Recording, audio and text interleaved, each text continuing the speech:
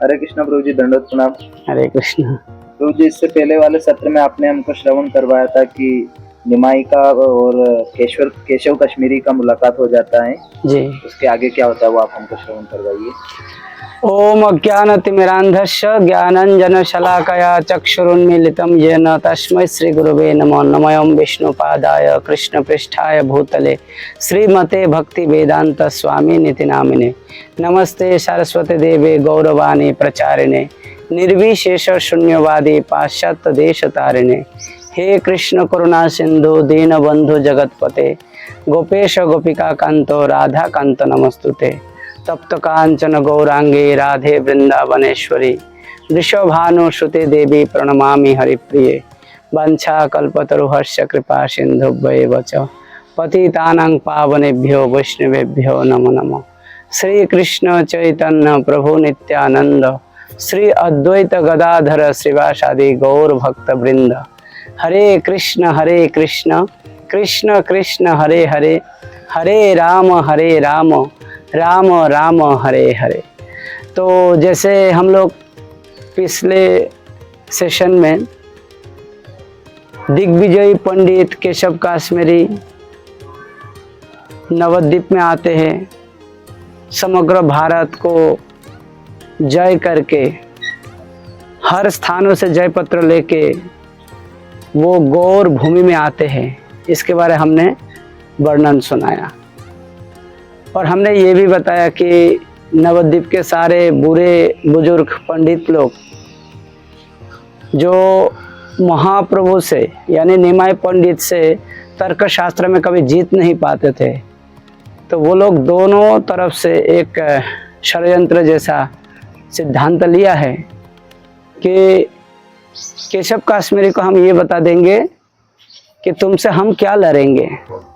हमारे जो सबसे छोटे अभी अभी जिनको पांडित्य की हमने उपाधि दी है, 15 साल के नाबालक यानी कनिष्ठ पंडित, उनके साथ बहस करो, हमसे क्या लड़ोगे।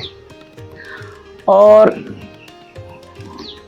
इधर निमाई पंडित को कहने लगे कि देखो निमाई, तुम तो हमारे सामने बहुत उछलते हो, बहुत कुछ पूछते रहते हो, परंतु अब केशव काश्मीरी से तुम मिलके परास्त करके हमें साबित करो कि तुम पंडित हो। तो निमाई उस बात को ज़्यादा ध्यान ही नहीं दिया है। कौन है केशव काश्मीरी, आएगा तो ठीक, नहीं आएगा तो कोई बात नहीं, अगर वो मिलना चाहेगा तो मिल लेंगे। तो इस भाव में वो समय व्यतीत कर रहा था। और जैसा मैंने बताया कि गंगा के तट पर निमाई अपने छात्रों को लेकर बैठा रहते हैं, वहाँ पे कुछ व्याकरण अलंकार को लेकर चर्चा कर रहे थे और वहाँ पे केशव काश्मीरी जाके भिड़ते हैं, क्योंकि केशव काश्मीरी के मन में ये भावना था कि कौन है वो निमाई जिसको नवद्वीप के पंडित लोग मेरे सामने झोंक दिया है। तो केशव काश्मीरी को ऐसा लग रहा था कि मानो किसी सिंह के सामने किसी छोटे से सियाल के बच्चा उसको दिया था लड़ने के लिए। तो केशव काश्मीरी पूछने लगे, तुम ही निमाई हो? तुमको सब लोग निमाई पंडित कहते हैं, इतनी कम उम्र में तुम पंडित हो गए हो। निमाई मुस्कुराते हुए हाथ जोड़ करके कहते हैं, हमने सुना है कि आप बहुत बड़ा विद्वान हैं, आप समग्र भारतवर्ष के बड़े बड़े विद्वानों को पराजित करके उनसे जय पत्र लिखवाकर आप यहाँ पर आए हैं। आपको गौर प्रदेश में स्वागत है। मेरा नाम निमाई जरूर है, लेकिन मैं पंडित नहीं हूँ। मैं तो इन बच्चों के साथ खेलता रहता हूँ। वैसे ही लोग मुझे खुशी होके पंडित बोलते हैं। हाँ, मैं तुम्हारे साथ तर्क शास्त्रार्थ करना चाहता हूँ। महाप्रभु कहते हैं कि मैं तो आपके शिष्य के बराबर भी नहीं हूँ, मैं भला आपके साथ कैसे शास्त्रार्थ करूँ। लेकिन हैं, चूंकि आप यहाँ पर पधारे हैं तो आप अपने विद्वता के, अपना ज्ञान की प्रतिभा की कुछ हमें दिखा सकते हैं। तो केशव काश्मीरी कहते हैं कि क्या सुनना चाहते हो बताओ। महाप्रभु इधर उधर थोड़ी देर देखा, कहा कि हे महानुभव, इस वक्त हम लोग गंगा के तट पर बैठे हैं। हमने सुना है शास्त्रों से कि ये गंगा जो है पतित पावनी है। ये भगवान विष्णु के चरण से इसका उत्पत्ति हुआ है और शिव जी ने उसको जटा में धारण किया है, ब्रह्मा जी ने अपने कमंडलों में धारण किया है और ये त्रिभुवन को पावन करते हुए समस्त पापियों को उद्धार कर रहे हैं। लेकिन जो लोग गंगा के किनारे बसते हैं, रहते हैं, चलते फिरते हैं, तो उन लोगों को गंगा के महत्व पता नहीं चलता है। इसलिए आपके मुख से हम कुछ गंगा के महिमा श्रवण करना चाहते हैं। इतने बड़े विद्वान के सामने निमाय और निमाय के सारे अनुयायी बिल्कुल शांत मुद्रे में बैठे हैं। किसी को कुछ बोलने का हिम्मत ही नहीं हो रहा था। निमाय ने बड़े प्रेम से बता दिया कि आप हमें गंगा महिमा सुनाइए। तो ये जो केशव काश्मीरी है उसने बोला कि बेशक मैं गंगा के महत्व अभी सुनाता हूँ। तो वो समझ गया कि ये जो छोटा सा 15 साल का बालक क्या मुझसे शास्त्रार्थ करेगा, बेहतर है कि उसकी इच्छा पूरा किया जाए। वो जो भी बोलना चाहते हैं वही हम सुना देते हैं। तो झंझावात यानी आंधी तूफान के न्याय केशव काश्मीरी ने महाप्रभु और उनके छात्रों के सामने गंगा के महिमा के ऊपर 100 श्लोक सुनाते गए, स्वरचित, उसी समय रचना करके बताया संस्कृत में। तब महाप्रभु जब 100 श्लोक सुने हैं और ये श्लोक उच्चारण करके इसके बाद थोड़ी देर चुप हो गया, महाप्रभु एकदम प्रशंसा करते हुए कहते कि वाह वाह वाह, बहुत ही सुंदर, अति उत्तम, अति उत्तम, अति मधुर। तो कहते कि वास्तव में मैं अपने जीवन में ऐसा गंगा की महिमा की धारा प्रवाह कभी नहीं सुना। मैं तो धन्य हो गया महानुभव। तो इतना बात सुन के केशव काश्मीरी भी अपने अंदर एक गौरव महसूस करता है।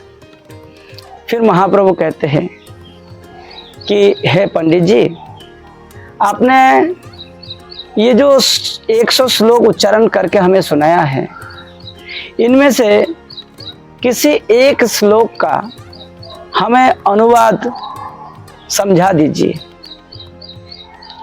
तो केशव काश्मीरी पूछते हैं, मैं 100 श्लोक सुनाया, तो इनमें से कौन सा श्लोक का अनुवाद तुम लोग सुनना चाहते हो, ये बताओ। फिर महाप्रभु उस 100 श्लोकों में जो 64वां यानी 64 वाला जो श्लोक था, 64, वो श्लोक महाप्रभु ने सुना दिया। वो श्लोक कैसा है? महत्वं गंगायाः सततमिदमाभाति नितरम् जदेश श्री विष्णुश्चरण कमलोत्पत्ति शुभगा द्वितीय श्री लक्ष्मीरीव सुर नरशरण्या भवानी भर्तुजा शिरसि विभवती अति अद्भुत गुणा।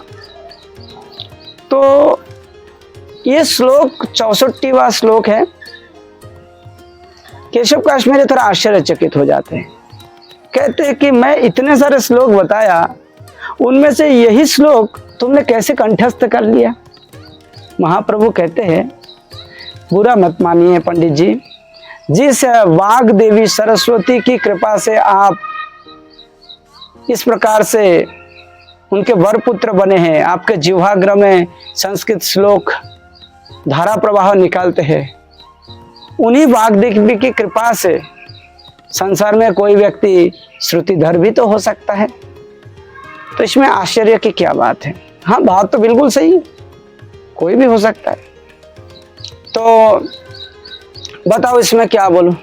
हाँ, तो आप ये बता दीजिए कि इसमें ये अनुवाद या इसके ऊपर व्याख्या, इसका गुना बोली या इसके अंदर जो भी दोष है, ये सब आप हमें व्याख्या करके सुनाइए। तो इसका अनुवाद बता दिया है कि ये गंगा का महत्व ऐसा ही है कि वो हमेशा ऊपर से भगवान के आशीर्वाद के रूप में वो नीचे बहते रहते हैं। ये भगवान विष्णु के चरण कमल से उत्पत्ति हुआ है इसका, और ये दूसरा लक्ष्मी देवी की तरह सूर और मनुष्य द्वारा इसका पूजा होता है, उपासना होता है।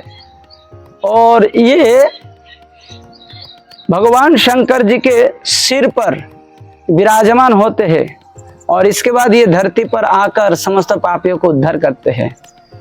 इसका अद्भुत गुण भला कौन वर्णन करके समाप्त कर सकते हैं।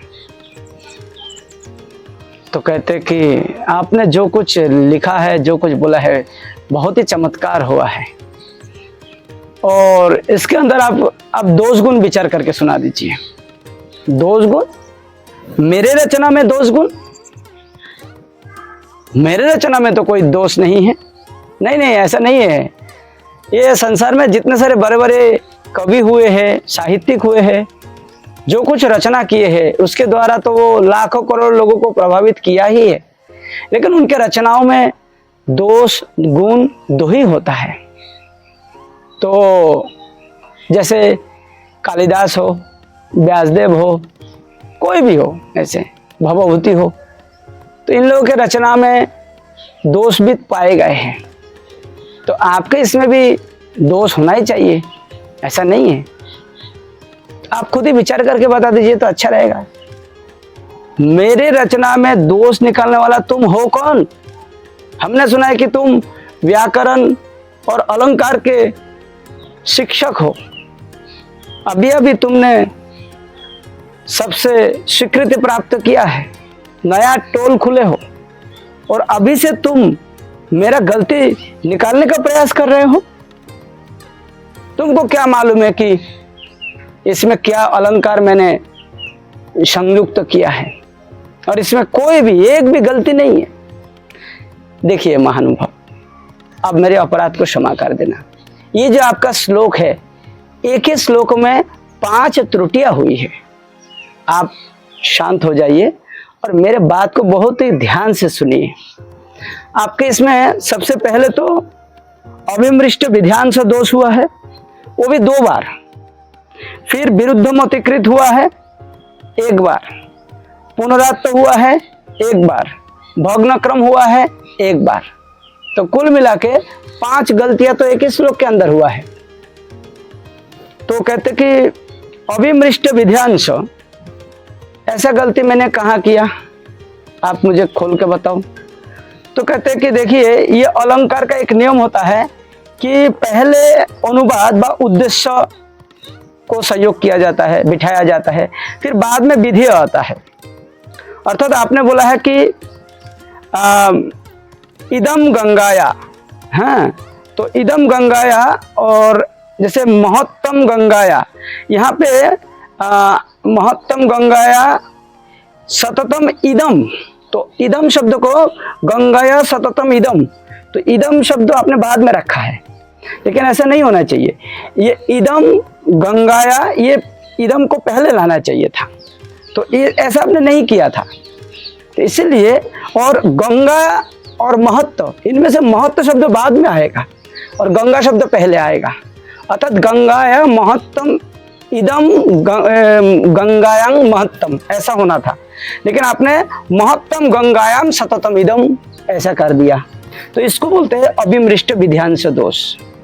दूसरा वही अभिमृष्ट विध्यांश दोष हो गया है कि आपने दूसरा लक्ष्मी, तो द्वितीय आपने बोला है कि द्वितीय श्री लक्ष्मी रीव, तो यहाँ पे श्री भी लक्ष्मी है, लक्ष्मी भी लक्ष्मी है, तो यहाँ पे 2 लक्ष्मी हो गया। तो उसके साथ पहले आपने द्वितीय लक्ष्मी बताया, मतलब ये बात को थोड़ा सा अस्पष्ट करके रख दिया आपने। ऐसा कैसे हो सकता है? एक तो कि 2 लक्ष्मी बिठा दिया, और दूसरा है कि पहले द्वितीय शब्द को बिठाया। तो श्री लक्ष्मी द्वितीय होना चाहिए जब, और श्री शब्द लग गया तो लक्ष्मी शब्द का जरूरत भी नहीं था, फिर भी आपने यहाँ पे श्री भी लगाया, लक्ष्मी भी लगाया और द्वितीय शब्द को पहले लगाया। इसमें भी अभिविष्ट विध्यांश दोष हो चुका है। फिर विरुद्ध मतिकृत, विरुद्ध मतिकृत मतलब है कि चौथा लाइन में भवानी भर्तुजा आपने लिखा है। भव का अर्थ होता है शिव, भवानी का अर्थ होता है दुर्गा, यानी भव के पत्नी दुर्गा भवानी, और फिर उनका भर्ता यानी भर्तु यानी उनके स्वामी, है ना, भवानी के स्वामी। इसका मतलब है कि दुर्गा का शिव के अलावा और दूसरा कोई पति है, ऐसा यहाँ पे संदेह हो रहा है, तो इसको बोलता है विरुद्ध मतिकृत। मतलब आप दुर्गा जो कि सती है उसको आप असती बनाने जैसा इंगित कर रहे हैं, इसको बोलते हैं विरुद्ध मतिकृत, और ये ठीक नहीं है। हाँ, फिर चतुर्थ दोष है पुनरात्त। पुनरात्त का मतलब होता है कि क्रियापद जो कहीं भी व्यवहार होता है तो उसके बाद वो लाइन वही वाक्य समाप्त हो जाना चाहिए था। जैसे विभवती शब्द आया था चौथा लाइन में, विभवती, तो विभवती में वो खत्म हो जाना चाहिए था, लेकिन आपने उसके बाद अति अद्भुत गुना शब्द और एक्स्ट्रा जोड़ दिया। तो ये ऐसा है कि मानो लाइन समाप्त होने का ही है लेकिन फिर से कुछ उसमें जोड़ दिया है, तो इसको पुनरात्त कहते हैं। तो ये दोष हो गया। अब आ जाइए पांचवा दोष, भग्न क्रम। भग्न क्रम का मतलब होता है कि ये जो श्लोक में जो 4 लाइन है, 4 चरण है, तो उनमें से प्रथम चरण में तकार का अनुप्रास लगा है, तृतीय चरण में रकार का अनुप्रास लगा है, और चतुर्थ चरण में भकार का अनुप्रास लगा है। लेकिन जो द्वितीय चरण है उसमें कोई भी अनुप्रास नहीं लगा है। तो इसलिए यहाँ पर या तो आप चारों लाइन के आखिरी में कोई भी अनुप्रास नहीं होना चाहिए था, या तो चारों लाइन में ही अनुप्रास होना जरूरी था, लेकिन आपने पहला में, तृतीय में, चतुर्थ में अनुप्रास लगाया, लेकिन आपने द्वितीय में अनुप्रास नहीं लगाया, इसलिए इसको बोलते हैं भग्न क्रम दोष। अच्छा, इसमें गुण भी आपने बहुत लगा दिया है, बहुत सारे अलंकार भी लगाया है, शब्द अलंकार आपने बहुत प्रयोग किया है। इसमें 5 तकार लगाया है, 5 रोकार लगाया है, 5 रेफ लगाया है और 4 भौकार लगाया है।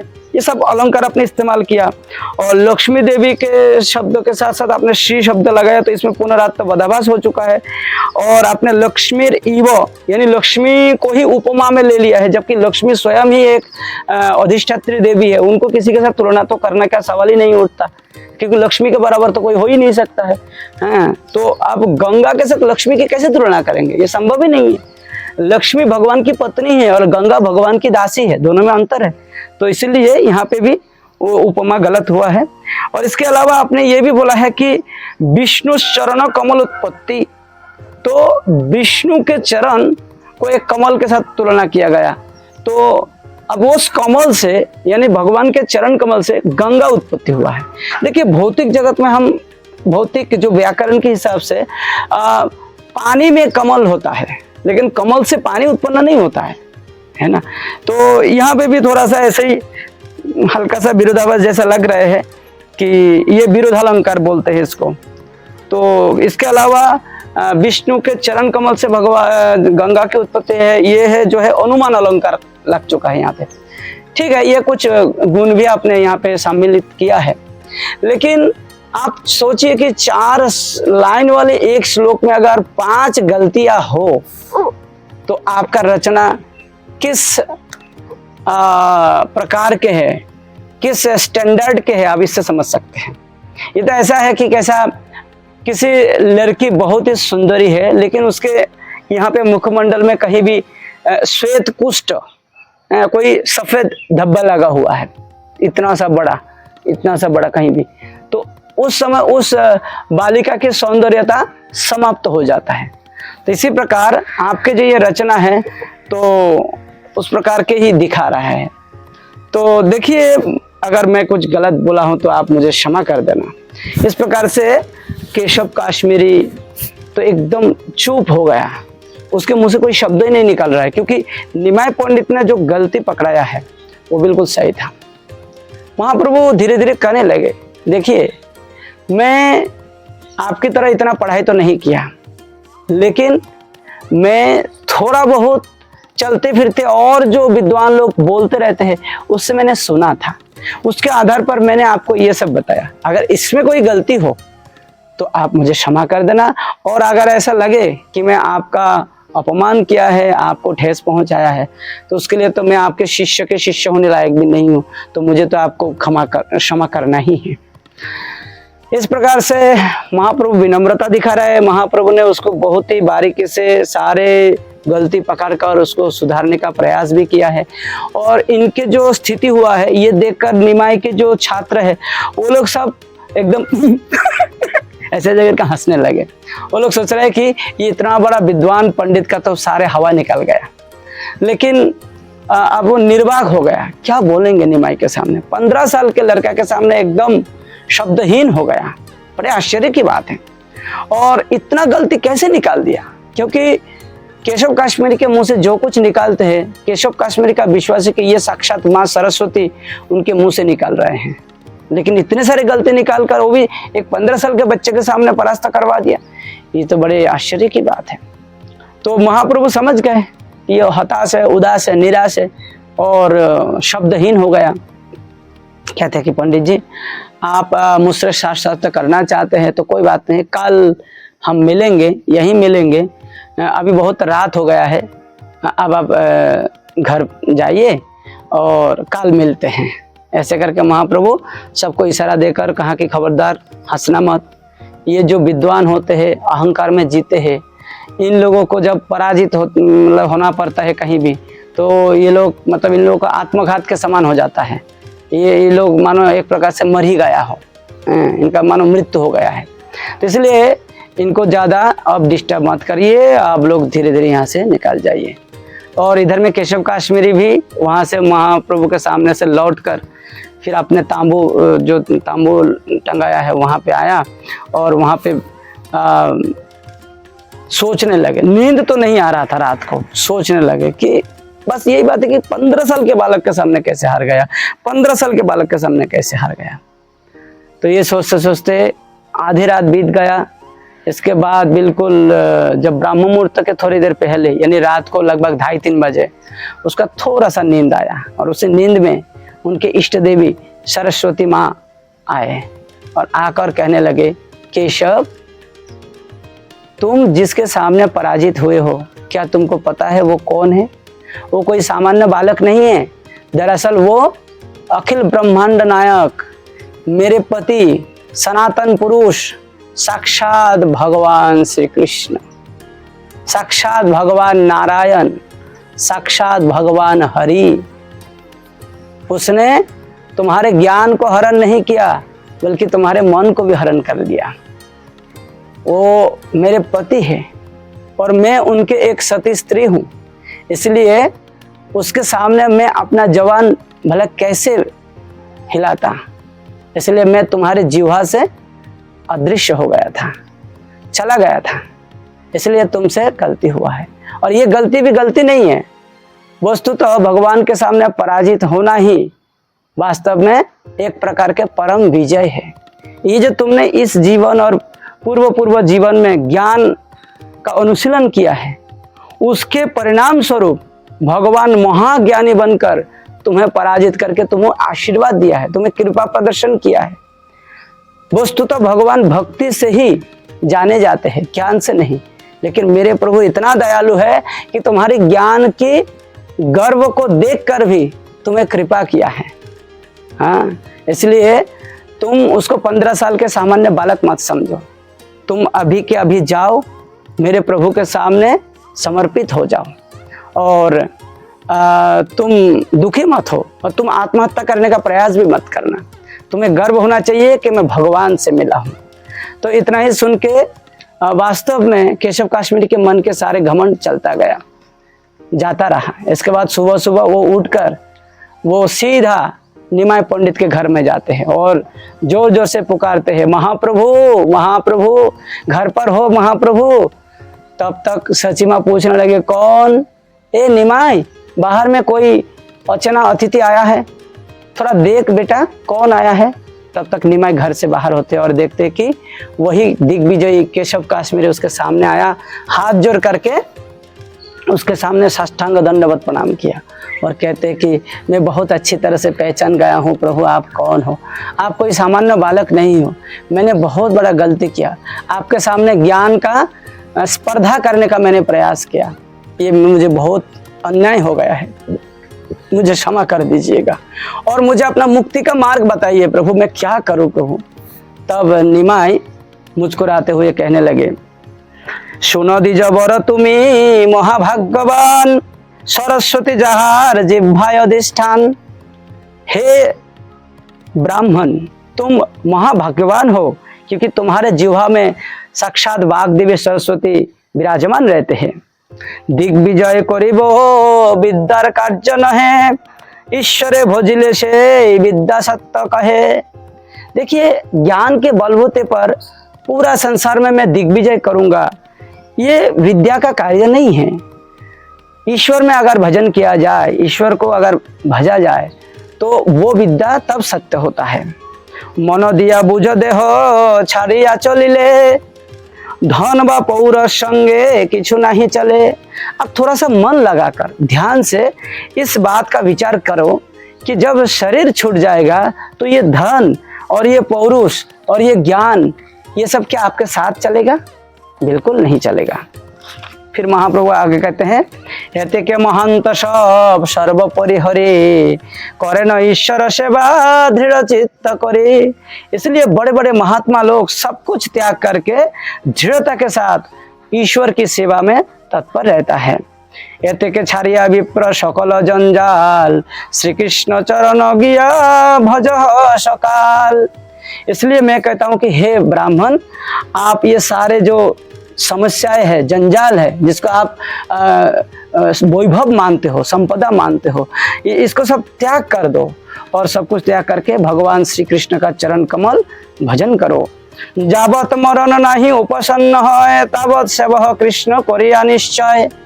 जब तक तुम्हारे सामने मृत्यु उपस्थित नहीं होता है तब तक तुम केवल भगवान श्री कृष्ण की सेवा करो। সেই विद्यार फल जानियो निश्चय, कृष्ण पाद पद्म यदि चित्त वृत्ति रहे। विद्या का वही फल सर्वश्रेष्ठ है जिस विद्या के माध्यम से कृष्ण के चरण कमलों में हमारी दृढ़ भक्ति हो जाता है। इतना उपदेश करके महाप्रभु केशव काश्मीरी को विदाई कर देते हैं। केशव काश्मीरी और अच्छी तरह से इस भगवत भक्ति के विज्ञान को समझने के लिए महाप्रभु को 7 बार परिक्रमा करते हैं, साष्टांग दंडवत प्रणाम करते हैं, भाव कातर होकर आंसू बहाते हुए महाप्रभु से विदाई लेकर वहाँ से समस्त हाथी घोड़ा पालकी ऐश्वर्य नौकर चाकर आदि सब कुछ छोड़ के सारे ज्ञान के पांडुलिपियों को वहाँ पे गंगा में बहाकर फिर वो केशव काश्मीरी हमेशा हमेशा के लिए संन्यास आश्रम में चले जाते हैं और भगवान की भक्ति में तत्पर हो जाते हैं। इस प्रकार से महाप्रभु केशव काश्मीरी को उद्धार किया। तो अगले सत्र में हम लोग ये वर्णन करेंगे कि महाप्रभु किस प्रकार से बंगभूमि यानी वर्तमान में जिसको पूर्व बंग कहते हैं, बांग्लादेश, वहाँ पे भ्रमण करने के लिए जाते हैं और उसी समय किस प्रकार से उनके प्रथम पत्नी लक्ष्मी प्रिया का देहांत हो जाता है और इसके बाद महाप्रभु का द्वितीय बार विवाह का योग बनता है। इन सारे विषयों को लेकर हम अगले सत्र में आपके सामने फिर हाजिर हो जाएंगे। तब तक के लिए नमो महावदान्याय कृष्ण प्रेम प्रदायते, कृष्णाय कृष्ण चैतन्य नामने गौरतिशे नमः। कलियुग पावन अवतारे श्री चैतन्य महाप्रभु की जय।